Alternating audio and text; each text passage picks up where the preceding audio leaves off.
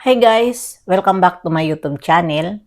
Good morning, good afternoon, good evening sa ating lahat, saan man tayo sulok ng mundo.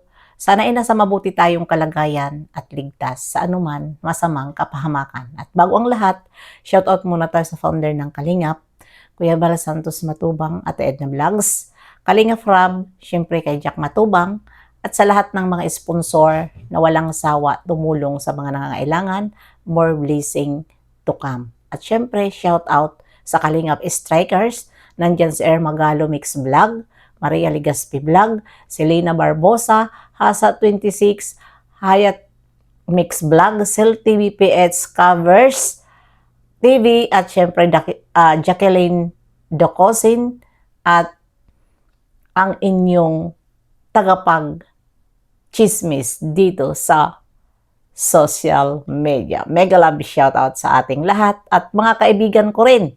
Lalong-lalo na si Tita Lydia, thank you sa walang sawa support sa aming strikers. At sis Nati, sis Para, at iba pa. At siyempre, ang aking sis Jacqueline. Mega love shoutout sa inyong lahat.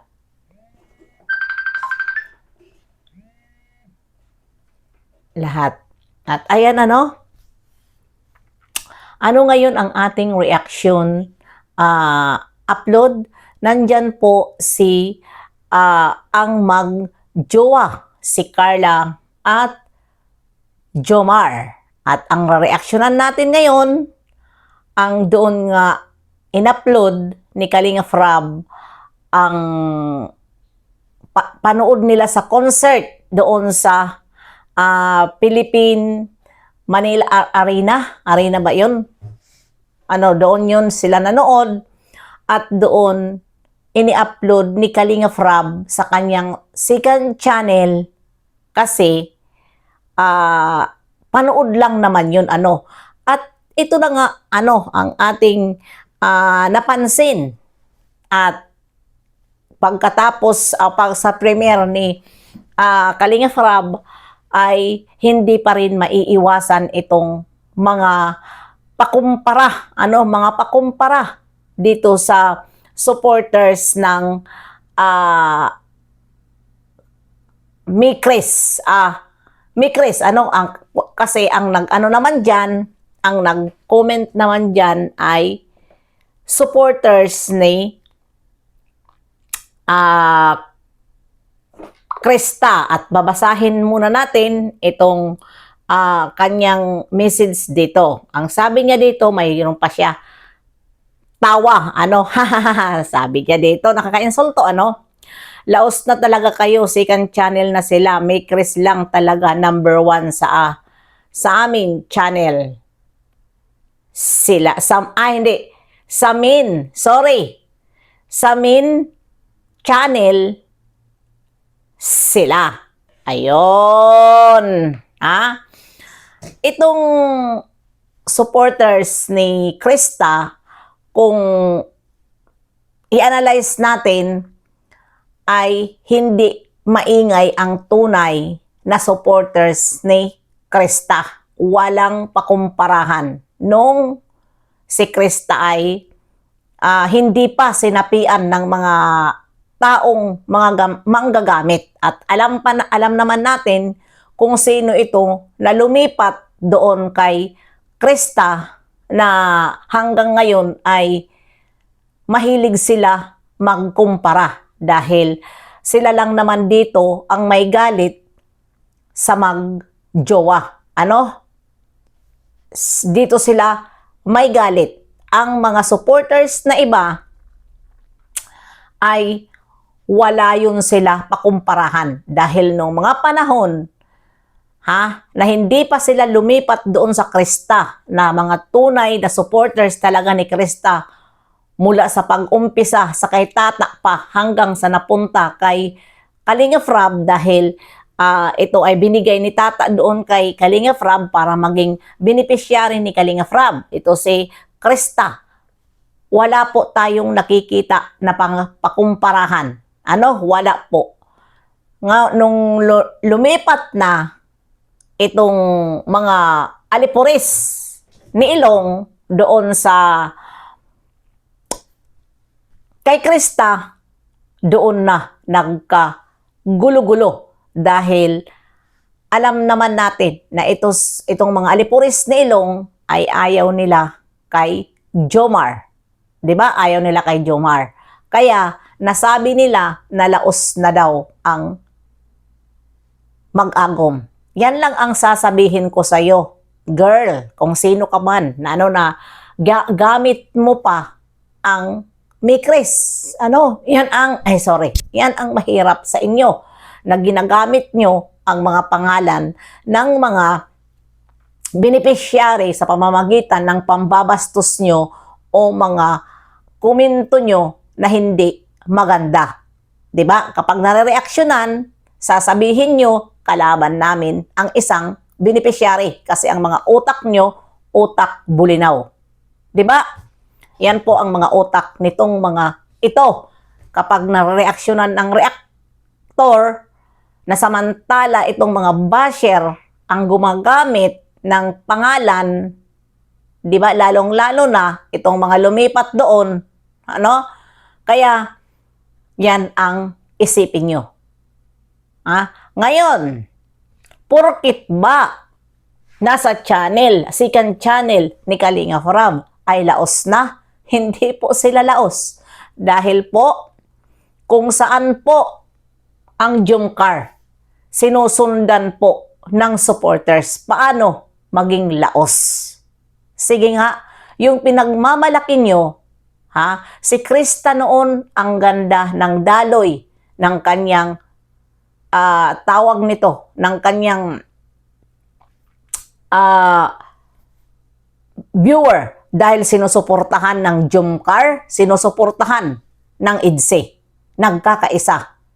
Pero, nung nagkagulo na mahilig magkumpara itong mga sumapi doon sa kay Krista, mga viewer ni Krista, may sumapi na mga taga ibang nayon, galing dito sa Jomcar 18, dyan na po nagkagulo-gulo at ang mga ibang supporters nadadamay si Krista. At yung pinagmamalaki nyo na viewer, hindi pa rin natutumbasan ang viewer ng dalawa. Lalong-lalo na itong dalawa.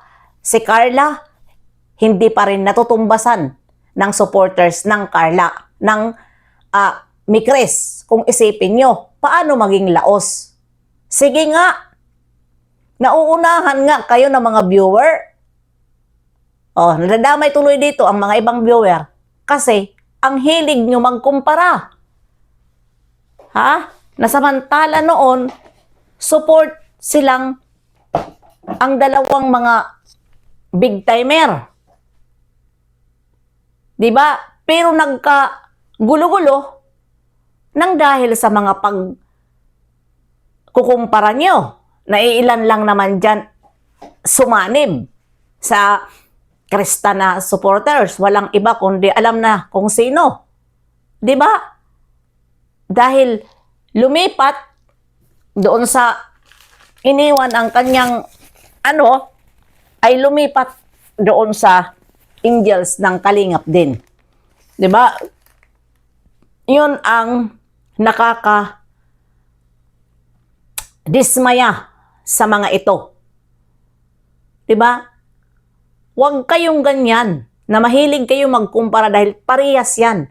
Kung halimbawa man ito in-upload sa second account ni Kalinga Prab, porket ba nandoon ang tingin nyo ay laos na?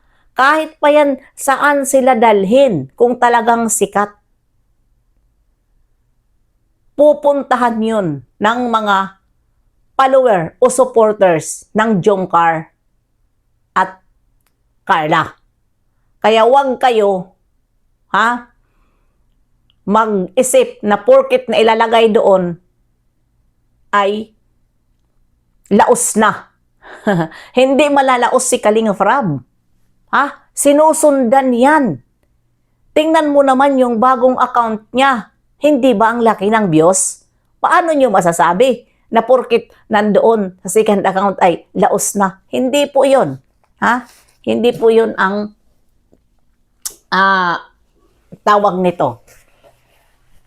Ibig sabihin, yun po ay ina-upload ni Kalinga Prab doon, account din niya yun. Pero, sa tingin nyo, nalaos ba? Di ba may views din? Hindi man lang nyo tinitingnan din ang tawag nito, ang viewer ni Krista na hirap mag 500. Di ba hirap? Ilang araw, ilang weeks bago mag 500. Mabuti ka nakaka 500. Di ba? Kaya huwag kayong ganyan. Kaya hindi pinapanood kapag may upload dahil dyan sa inyong mga pakumpara-pakumpara. Ano ba talaga ang inyong pakay dito sa mga angels o sa mga beneficiaries ni Kalinga Prab? Mayroon lang ba talaga kayo gusto? Hindi ba kayo nagsusupport sa kalahatan? Kundi ang inyong mga iniindolo? Noon, ang ganda-ganda ng daloy ng Krista supporters kasi nga support ang dalawa ng mga viewer. Pero nasapian nitong mga taong mahilig magkumpara na hindi makamove on na alam na des kung sino ito, na akala kung sino na sa social media rin lang naman yumaman. Di ba? Dito lang naman sa Kalingap yumaman, pero kung makahasta, wagas. Diyos ko Lord. Tingnan mo naman na kung ano-ano na lang ang pinupost dahil nga ngayon lang nakapundar ng mga gamit mula nung nagkalingap. Nakabili ng mga kung ano-ano.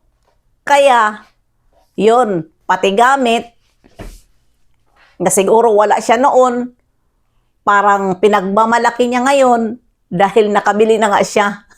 Ang hirap ng tao na ngayon lang nakabili pati gamit sa social media ay ipopost talaga. Ano ba talaga, ate? Kaya sige, dito lang. See you!